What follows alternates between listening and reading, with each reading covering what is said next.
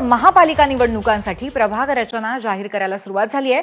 मात्र अजूनही मनसे आणि ठाकरे यांची चर्चेची गाडी पुढे सरकायला तयार नाहीये। निवडणुका जाहीर झाल्यानंतरच प्रत्यक्षात ठाकरे बंधूंच्या युतीची चर्चा पुढे जाणार असल्याची ही माहिती कळतेय। ठाकरे बंधूंच्या मनोमिलनासाठी दोन्हीकडे नेते तयार आहेत असंही कळतंय। मात्र दोन्ही पक्षांनी अजूनही एकमेकांना अधिकृत प्रस्ताव पाठवलेलाच नाहीये। त्यामुळे सूत्रांनी दिलेल्या माहितीनुसार महापालिका निवडणुका जाहीर झाल्यानंतर दोन्ही बाजूंनी युती संदर्भातली पावलं पुढे टाकली जातील। आपले प्रतिनिधी वेदांत नेब आपल्यासोबत आहेत, आपण त्यांच्याशी या संदर्भात आणखीन चर्चा करूया। वेदांत, एकंदरीतच अत्यंत कूर्म गतीने हा जो युतीचा सगळा विषय आहे तो पुढे जाताना दिसतोय आणि नक्की जर महापालिका निवडणुका जाहीर झाल्यानंतर अशा पद्धतीची घोषणा झाली तर त्याच्या मागची कारणं काय असतील? इतका हळूहळू हा प्रवास का चालू आहे?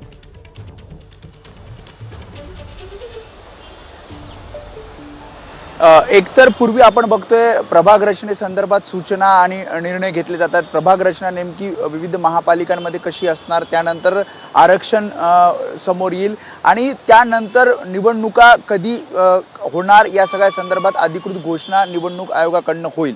आणि आता मागील 2 महिन्यापासून आपण बघतोय की ठाकरे बंधू एकत्र येणार का, एकत्र कशा पद्धतीने येणार, अशा विविध चर्चा या मागील 2 महिन्यापासून सुरू आहेत।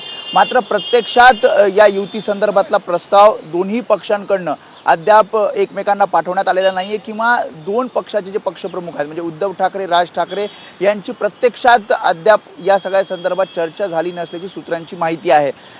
2 पक्षाचे जे नेते आहेत ते सकारात्मक आहेत। अनेक ठिकाणी आपण बघतोय पदाधिकारी एकत्र आलेले पाहायला मिळत आहेत, त्यांचं मनोमिलन झालेलं पाहायला मिळतंय। मात्र 2 नेत्यांमध्ये अद्याप प्रस्ताव आणि पुढे चर्चा झालेली नाहीये। त्यामुळे मग आता ही चर्चा नंतरची जी खऱ्या अर्थानं युती संदर्भातली पावलं आहेत ती कधी पुढे पडणार, तर साधारणपणे निवडणुका जाहीर झाल्यानंतर म्हणजे नेमक्या निवडणुका कधी होणार हे पाहिलं जाईल आणि त्यानंतर दोन्ही पक्षांकडनं युती संदर्भातली पावलं पुढे टाकली जाऊ शकतात। आता यामध्ये आपण मुख्यत्वे करून बघितलं तर दोन्ही पक्ष सध्या विविध पातळीवर बैठका घेत आहेत। मग आपल्या नेत्यांच्या बैठका असतील, विभाग प्रमुख, विभाग अध्यक्षांच्या बैठका असतील आणि त्यातनं विविध शहरांमध्ये आपली ताकद काय आहे, पक्षाची ताकद जाणून घेतली जाते आणि तशा प्रकारच्या आढावा बैठका राज ठाकरे असतील, उद्धव ठाकरे घेताना आपल्याला पाहायला मिळतात। आणि या सगळा आढावा घेतल्यानंतर मग नेमकी पुढची जी चर्चा आहे ती निवडणूक जाहीर झाल्यानंतर केली जाईल।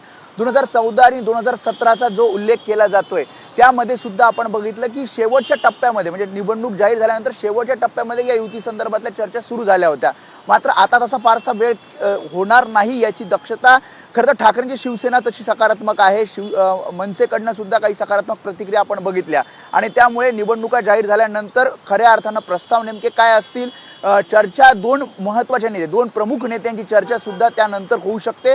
सध्या तरी प्रस्ताव नाही, त्यामुळे निवडणूक जाहीर झाल्यानंतरच खऱ्या अर्थानं 2 पक्षाचे कार्यकर्ते, पदाधिकारी आणि नेते ज्यांना खरंच वाटतंय की हे 2 पक्ष एकत्र यावेत आणि आगामी महापालिका निवडणुका एकत्रित लढवल्या जाव्यात त्या दृष्टिकोनातून पावली टाकली जाण्याची शक्यता आहे आणि तसं दृश्य आपल्याला निवडणुका जाहीर झाल्यानंतर दिसू शकतं।